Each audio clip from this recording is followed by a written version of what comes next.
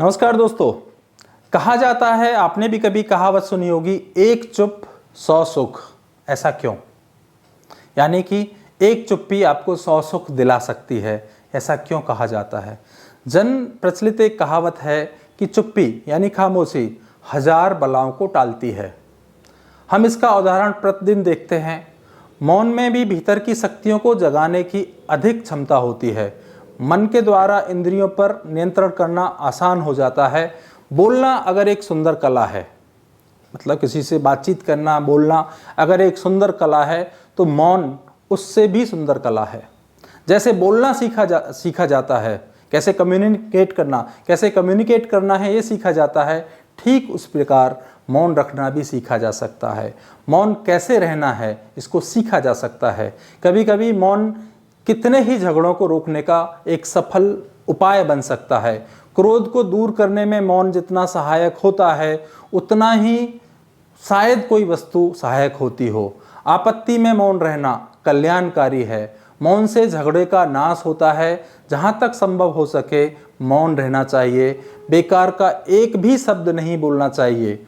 जहाँ पर एक शब्द से काम चलता हो, वहाँ पर 2 शब्द नहीं बोलने चाहिए। एक कहानी सुनाता हूँ।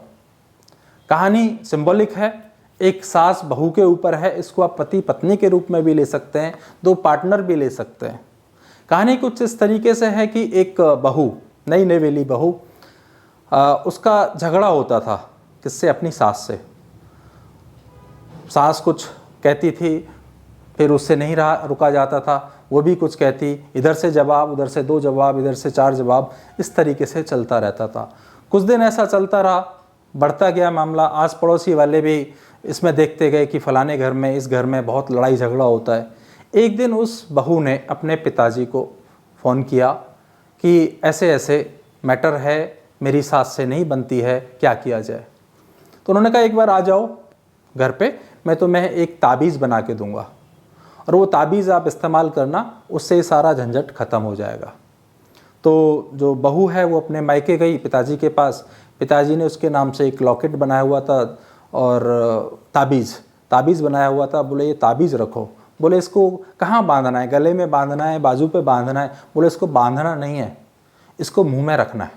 बोले मतलब? बोले जब तुम्हारी सास आपसे कुछ कहे तो आपको जवाब नहीं देना है, इसको बस मुंह में रख लेना है।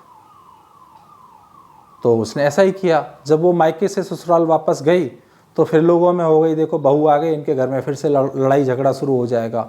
लेकिन अब जब सास कुछ कहती तो बहू उस ताबीज़ को मुंह में रख लेती। 1 दिन हो गया, 2 दिन हो गया, थोड़ी देर सास कुछ कहती, फिर उसके बाद में जब देखती बहू से कोई रिप्लाई नहीं आ रहा है, वो भी शांत हो जाती। धीमे धीमे क्या हुआ कि वो जो लड़ाई झगड़ा था प्रेम में परिवर्तित हो गया और उसके घर में कैसे ना सुख शांति आ गई। तो उसने अपने पिताजी को थैंक यू के लिए, धन्यवाद के लिए फ़ोन किया।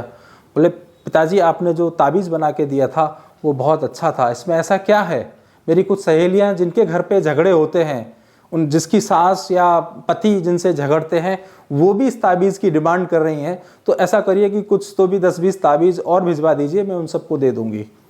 बोले बेटा, इस ताबीज़ में कुछ भी नहीं है। जो इसका सीक्रेट है वो इसको रख लेने से, मुंह में रख लेने से चुप्पी हो जाती है, जो मौन छा जाता है, असली सीक्रेट वो है।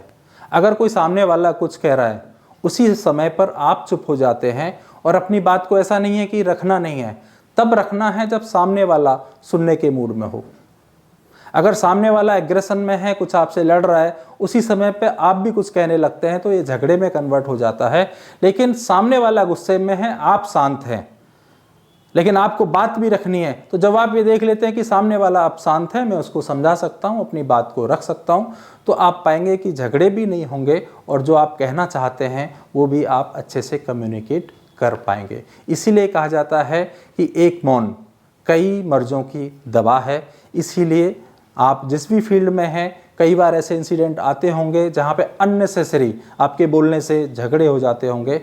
उस समय पे चुप रहिए। जब सही समय आए उस समय पे आप अपनी बात रखिए। उम्मीद करता हूँ आपको वीडियो पसंद आया होगा और आपके अगर इसको आप अपनाते हैं, जिन लोगों को गुस्सा बहुत आता है उस लोगों को भेजिए।